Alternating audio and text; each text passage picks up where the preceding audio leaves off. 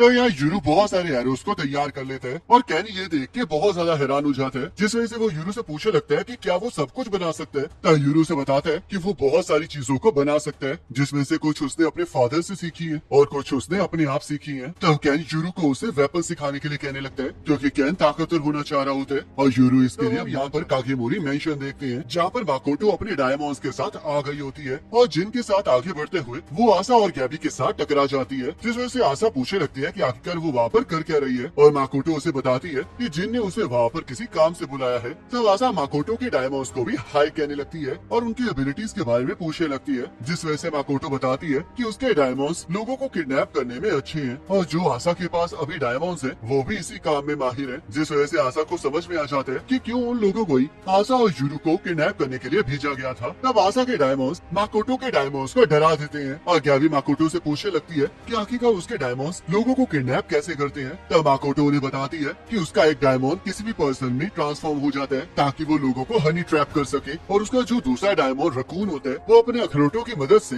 लोगों को जाल में फंसा लेता है, क्योंकि कहानियों के अकॉर्डिंग रकून डॉग के अखरोट 8 मैट्स के बराबर होते हैं। तब ये सुनकर गैबी और आसा का शॉर्ट सर्किट हो जाता है और उन्हें ये सुनकर बिल्कुल अच्छा नहीं लग रहा होता, जिस वजह से आसा कहने लगती है कि शुक्र है उसे किसी और डायमंड ने किडनैप किया था। तब आसा जिन से पूछने लगती है कि कहीं उसने माकोटो को यूरू को किडनैप करने के लिए तो नहीं बुलाया, पर जिन इसे मना कर देता है और बताता है कि उसने माकोटो को इस वजह से बुलाया है ताकि वो उस वेस्ट गेट की लोकेशन जान सके जो कि एग्जिस्ट ही नहीं करता है। तब वो लोग वेस्ट वॉल की तरफ चले जाते हैं, जहाँ की जगह को देखकर माकोटो बताने लगती है कि वहाँ पर पक्का एक गेट था, पर हम देखते हैं फिलहाल वहाँ पर सिर्फ एक दीवार ही होती है, जिस वजह से माकोटो को कुछ समझ नहीं आ रहा होता। तब गैबी कहने लगती है कि शायद ये काम हिकारू का है, क्योंकि वो अपने डायमंड्स की मदद से रियलिटी को चेंज कर सकता है। पर आसा उसे समझाती है कि हिकारू के डायमंड्स जिस रियलिटी को चेंज करते हैं उसके कलर थोड़े टाइम तक ब्लैक एंड व्हाइट ही रहते हैं, जिस वजह से अगर ये काम हिकारू ने किया होता तो उन्हें इस बात का पता जरूर चल जाता। अर्जुन वॉल को ध्यान से ऑब्जर्व करने लगता है और तब उसे दीवार पर एक पतली सी लाइन दिखाई देती है, जिस वजह से आसा दूसरी तरफ भी एक पतली सी लाइन है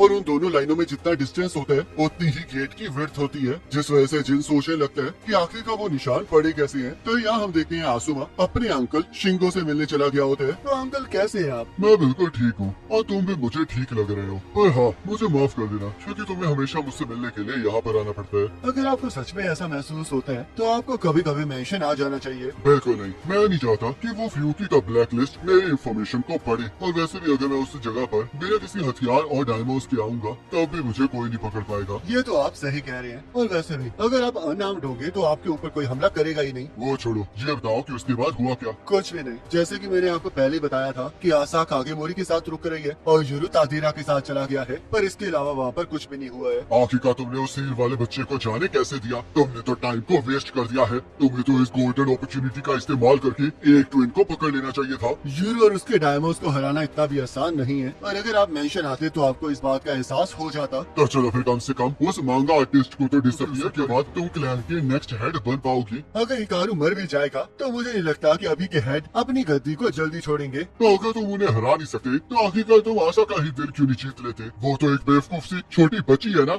जिस वजह से तुम उसके साथ प्यारी प्यारी बातें करके उसे फंसा सकते हो। अगर मैं एक 16 साल की लड़की के ऊपर डोरे डालूंगा तो ये एक क्राइम होगा। तुम तो सच में अपनी माँ की तरह यूजलेस हो। तो आसमा उस बात पर कोई रिएक्शन नहीं देता और अपनी रिपोर्ट को कंक्लूड करके बाहर जाते हुए अपने डायमंड की एक तितली छोड़ जाता है। तब आसमा के जाते ही बाथरूम से एक और बंदा बाहर निकल आता है और शिंगो उसे आसमा से इंट्रोड्यूस करवाना भूल गया होता है, पर उसे पूरा यकीन होता है कि वो लोग आपस में जरूर मिलेंगे। तब वो बंदा अचानक से आसमा की छोड़ी हुई तितली को काट देता है और शिंगू को अपने नेफ्यू से बच के रहने के लिए कहता है ताकि वो उसे अंडर एस्टिमेट न करे। तब यह हाना लैपटॉप पर कुछ चेक कर रही होती है। एक बच्चे की देखभाल करना सच में बहुत मुश्किल है, और अब तो यहाँ पर एक और बच्चा आ गया है, तो क्या हम लोग सच में सही रहेंगे? सब कुछ ठीक होगा और कैन भी अब होश में आ गया है, जिस वजह से उसे एहसास हो गया है कि उसने लॉन्ग लेग और लॉन्ग आर्म को जगाकर गलती कर दी है और वो अपनी जान देकर भी इसे फिक्स करना चाहते हैं। और सबसे बड़ी बात तो ये है कि उसे ये भी समझ में आ गया है कि हम लोग क्या चाहते हैं, जिस वजह से मुझे पूरा यकीन है कि वो बहुत ज्यादा अच्छा बच्चा है और सब कुछ संभाल सकता है। तो इसलिए हमें इसका ध्यान रखना चाहिए। तब हाना मिसिंग पर्संस की एक रिपोर्ट को ढूंढ लेती है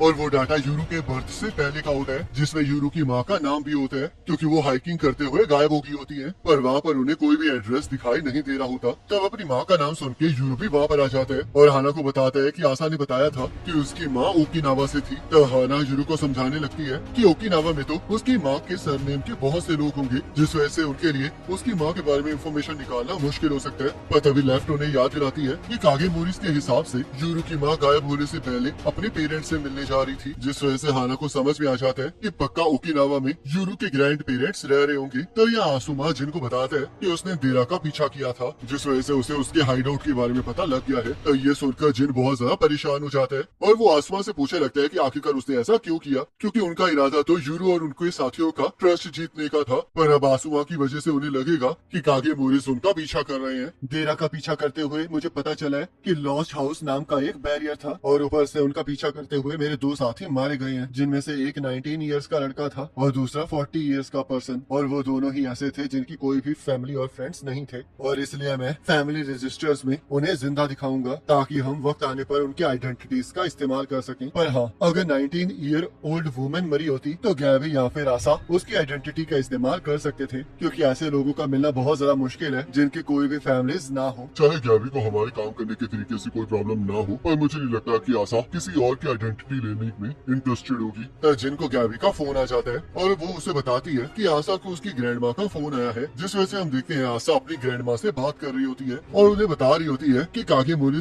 उसका अच्छे से ख्याल रख रहे हैं, और साथ ही साथ ये भी बताती है कि उसे अभी भी नहीं पता है कि उसके पेरेंट्स कहाँ पर गायब हुए हैं। तब आशा की ग्रैंड माँ अभी भी अपनी बेटी को याद कर रही होती है, क्योंकि वो वक्त के साथ साथ बूढ़ी होती जा रही होती है और उम्मीद कर रही होती है कि आशा भी उनसे मिलने आएगी। तब आशा इससे मना कर देती है और हमें पता चलता है कि ये इस वजह से होता है क्योंकि आशा की ग्रैंड माँ बिल्कुल वही सेम चीजें कह रही होती है जो उन्होंने पिछली बार कही थी, जिस वजह से आशा को कुछ अजीब लग रहा होता है। और यहाँ हम देखते हैं आशा की ग्रैंड माँ को कुछ डायमंड्स कंट्रोल कर रहे होते हैं। तब आशा उदास होती है, जिस वजह से उसके डायमंड्स उसके मूड को ठीक करने लगते हैं। और यहाँ यूरू उन सभी लोगों से बात करने के बारे में कह रहा होता है जिनका सरनेम उसकी माँ जैसा सेम होता है। क्या तुम पागल हो गए हो? तुम्हें पता भी है कि ओकिनावा में इस सरनेम के कितने बंदे होंगे, क्योंकि ये फैमिली नेम सच में बहुत ज्यादा कॉमन है। यूरू की मॉम अपने पेरेंट्स की तरफ जाते जाते मिसिंग हो गई थी, जिस वजह से अगर हम उनकी फैमिली की तरफ जाने की कोशिश करेंगे तो ये खतरनाक हो सकता है, जिससे हम यूरू के ग्रैंड पेरेंट्स को खतरे में भी डाल सकते हैं। या फिर ऐसा हो सकता है कि यूरू के घर पर कोई ट्रैप सेट करके हमारा इंतजार कर रहा हो। कागेमोरी फैमिली ने यूरू की माँ को प्रोटेक्शन दी थी, जिस वजह से उन्हें अंदाजा हो सकता है कि यूरू की माँ की फैमिली कौन है, और उन्होंने अगर अभी तक कुछ नहीं किया है जिसका मतलब जरूर कोई प्रॉब्लम है। तो इसलिए मुझे लगता है कि अब मुझे अपने फादर को ढूंढना पड़ेगा, जिस वजह से मैं एक शामन से मिलने जा रहा हूँ। तब यह धेरा एक एक्सॉर्सिज्म वाली जगह पर चला जाता है जहाँ का शामन उसे पहले से ही जानता होता है, और शामन धेरा को उसकी दुकान को बंद करने के लिए कहता है। तो शामन धेरा से विलेज के बारे में पूछने लगता है, जिस वजह से धेरा उसे बताता है कि विलेज में एक लड़की 7 साल की हो रही है जिसे वैक्सीनेशन की जरूरत है, जिसके लिए शामन तैयार हो जाते हैं। और तब धेरा उसे ये भी बताता है कि विलेज के ऊपर कागेमोरिस ने हमला कर दिया था, जिस वजह से शामन कहने लगता है कि ये मेन इशू है जिसके बारे में उसे पहले बताना चाहिए था। पर धेरा उसे कहने लगता है कि मेन डिश को बाद में सर्व किया जाता है। वैसे तुमने उस ट्विन के बारे में सुना है जो कि कागेमोरी के साथ रहती है? तुम आशा की बात कर रहे हो? बिल्कुल सही कहा, और उसके पास ब्रेक की पावर आ गई है, जिस वजह से उसने हिगाशी विलेज का बैरियर तोड़ दिया था और वही कागेमोरिस को अपने साथ लाई थी। तो क्या यूरू ठीक है? कहीं वो लोग उसे अपने साथ तो नहीं ले गए थे? ग्रैनी ने मुझे यूरू के साथ भागने के लिए कहा था, जिस वजह से यूरू मेरे साथ है। वैसे कुछ कागेमोरिस हमारे पीछे पड़ गए थे, पर हमने उन्हें चकमा दे दिया था। मैं तुमसे रिक्वेस्ट कर रहा हूँ देना कि यूरू को किसी और के हाथों में पड़ने मत देना। और क्या ये सच है कि आशा के पास ब्रेक की पावर है? बिल्कुल, और उसी ने कहा है कि मरने के बाद ही उसे ये पावर मिली है। मुझे तो लगता था कि ब्रेक और सील बस पुरानी कहानियाँ हैं, पर अब ये सच हो गई है। वो सब कुछ तो ठीक है, पर मुझे नहीं लगता कि मैं यूरू को अकेले प्रोटेक्ट कर सकता हूँ, जिस वजह से मैं अपने फादर की भी इसमें सलाह चाहता हूँ, पर मैं उन्हें कहीं ढूंढ नहीं पा रहा हूँ। और मैंने पिछले 10 सालों से उनके बारे में कुछ नहीं सुना है। क्या उन्होंने तुम्हें कांटेक्ट किया था? बिल्कुल भी नहीं, और मुझे भी इसके बारे में कोई आइडिया नहीं है। तो पक्का वो कहीं न कहीं मर चुके होंगे। तो क्या तुम चाहते हो कि मैं हिगाशी विलेज से इस बारे में पूछूं? बिल्कुल, मैं यही चाहता हूँ। शामिन यूरू के छुपने वाले ठिकाने के बारे में पूछने लगता है, जिस वजह से धेरा उसे बताता है कि वो उसके हाइड आउट में है, और शामिन को लगने लगता है कि यूरू बिल्कुल सेफ रहेगा। पर तभी धेरा उसे समझाता है कि यूरू बहुत ज्यादा गर्म खोपड़ी का आदमी है और उसने सबको चैलेंज कर दिया है कि अगर कोई भी उसे मारना चाहता है तो वो ये ट्राई कर सकते हैं, जिस वजह से वो उन अटैकर्स को हराकर उनके पास से सारी इंफॉर्मेशन को निकाल लेगा। तो ये सुनकर शामिन को समझ में आ जाता है कि धेरा के ऊपर क्या बीत रही है, और उससे कहने लगता है कि जब वो विलेज आएगा तो वो उसके फादर के बारे में इंफॉर्मेशन जरूर निकलवा के लाएगा ताकि उसकी ये टेंशन कम हो सके। तो धेरा शामिन को विलेज में कुछ मेडिसिन भी लेकर जाने के लिए कहता है, क्योंकि वहाँ पर बहुत सारे लोग जख्मी होते हैं। और शामिन धेरा को बताने लगता है कि उसे पिछली रात एक बंदा मिला था जिसके पास 2 कटानास थी, और वो कटाना कोई मामूली कटाना नहीं बल्कि डायमंड्स थे, जिसे यूज करके उस बंदे ने शामिन के ऊपर हमला कर दिया था। और तब बेहोश होने के बाद जब शामिन को होश आया तब वो बंदा कहीं गायब हो गया था। जिस वजह से शामिन को समझ में नहीं आया कि आखिरकार हुआ क्या है। पर अब शामिन को समझ में आ गया है कि ये सब कुछ इस वजह से हो रहा है क्योंकि यूरो उनके साथ है और कोई उसकी इंफॉर्मेशन को निकालने की कोशिश कर रहा है। तो तेरा ध्यान रखने का कहकर वहाँ से जाने लगते हैं और शामिन को भी विलेज की तरफ जाते हुए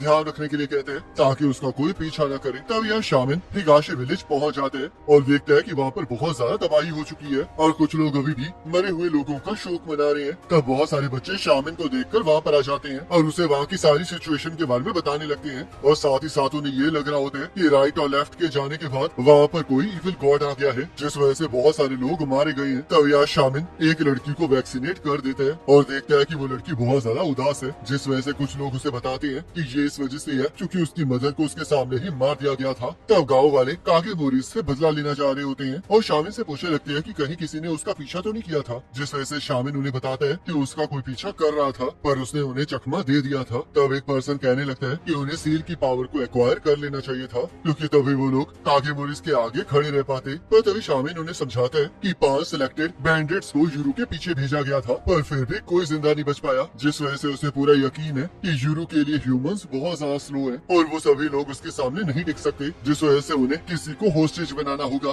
तब एक पर्सन इस बात पर एग्री करते हैं और अपनी तलवार को शामिन के पेट से बाहर निकाल लेते हैं, जिसे देखकर सभी लोग हैरान हो जाते हैं। तब हम देखते हैं वो बंदा शामिन के पेट से बाहर आ जाता है और वो वही बंदा होता है जिसने रात में शामिन के ऊपर हमला किया होता है और वो बंदा शिंगो के साथ भी होता है। तब शामिन नोटिस करते हैं कि उसकी बॉडी के ऊपर एक अजीब सा निशान बन गया है और वो उस बंदे को ठड़की कहने लगता है पर वो बंदा इससे मना कर देता है और कहने लगता है कि वो इवान है। तब हिगाशी विलेज वालों को कुछ समझ नहीं आ रहा होता क्योंकि वो लोग डायमंड्स को नहीं देख सकते, पर तभी इवान इस बात का फायदा उठा